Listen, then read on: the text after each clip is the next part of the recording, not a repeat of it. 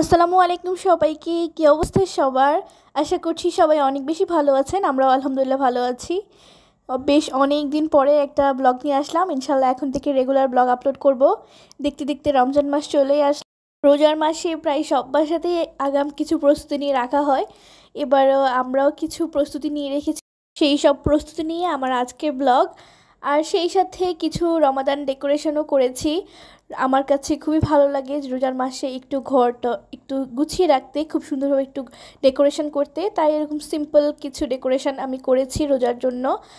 এই ডেকোরেশনগুলোর টিউটোরিয়াল চাইলে আপনারা পেয়ে যাবেন আমার আর্ট চ্যানেলে।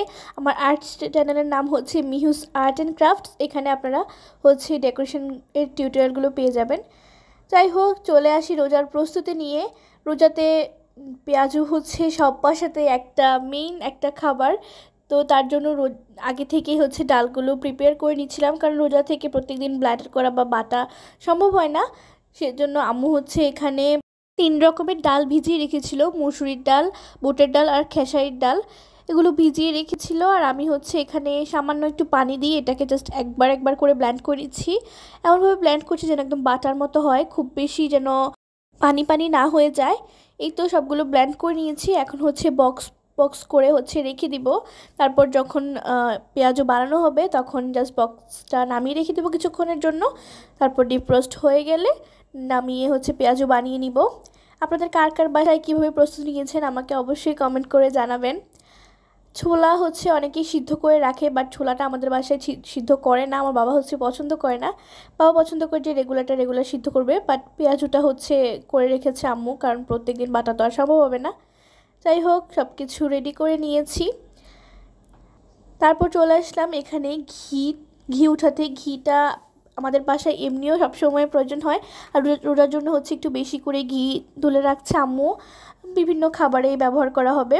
তো এই যে ঘি তোলার জন্য আম্মু ঘি জমিয়ে ফ্রিজে রেখে দিয়েছিল, সেটা এখানে নামিয়ে একটা বলের মধ্যে নিয়ে ভালোভাবে হাত দিয়ে কচলে কচলে এটাকে একদমই মেখে নিচ্ছে। খুব ভালোভাবে এটাকে ভালো করে কচলে নেওয়ার পরে এখন এক কেস বরফ দিয়ে সাথে আরও কিছু পরিমাণ পানি দিয়ে এখন এটাকে হাতের সাহায্যে ধীরে ধীরে তুলে নিচ্ছে। ঘিয়ের মিশ্রণটা এভাবে তোলা হয়ে গেলে তারপর আমার একটা ফ্রাই প্যানে দিয়ে দিবে। ফ্রাই প্যানে দিয়ে তারপর চুলায় বসিয়ে দিয়েছে। চুলায় বসিয়ে দেওয়ার পর চুলাটা একদমই লো হিটে এটা ঘিটা তোলা হবে।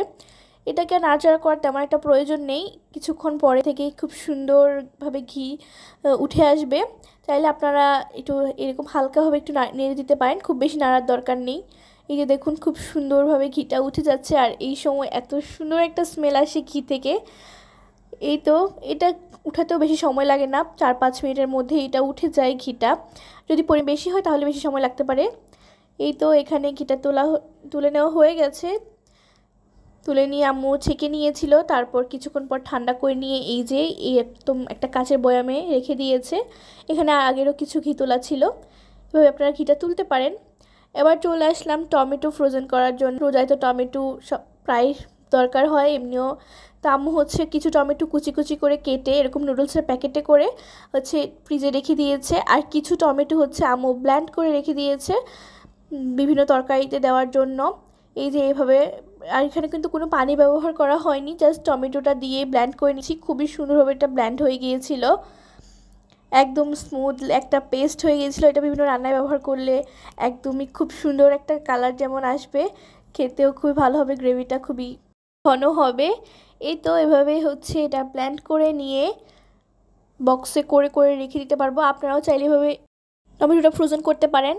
এবার চলে আসলাম মরিচ ব্লেন্ড করতে। মরিচ বাটা তো প্রত্যেকটা তরকারিতেই দেওয়া হয়, আর স্পেশালি কোনো ভর্তা ভাজিতে দিতে পারবো।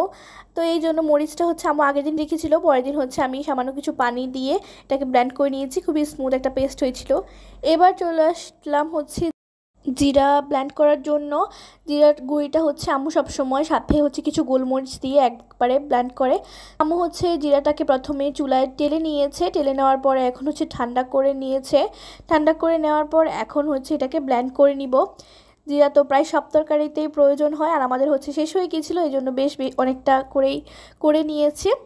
এই যে ব্লেন্ড করার পর একটা ছাঁকনির সাহায্যে ভালো করে চেলে নিব। চেলে নিলে খুবই সুন্দর একটা হয়, একদমই খুব সুন্দর।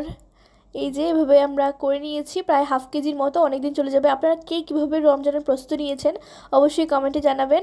আর আজকের ভিডিওটি কেমন লাগলো সেটাও জানাবেন। ভিডিওটি ভালো লাগলে অবশ্যই এটা লাইক করে দিবেন, চ্যানেলটাকে সাবস্ক্রাইব করে দিবেন। এই তো আজকে এই পর্যন্ত, আল্লাহ হাফেজ।